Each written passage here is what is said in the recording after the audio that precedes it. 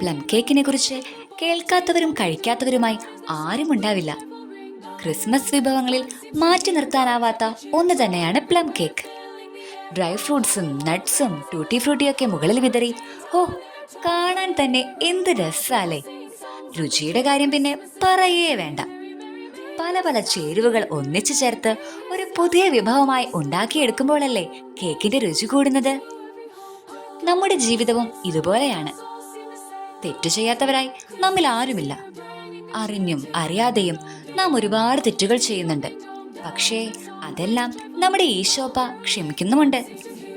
അവിടുന്ന് പാപത്തെ വെറുക്കുന്നു, പാപിയെ സ്നേഹിക്കുന്നു.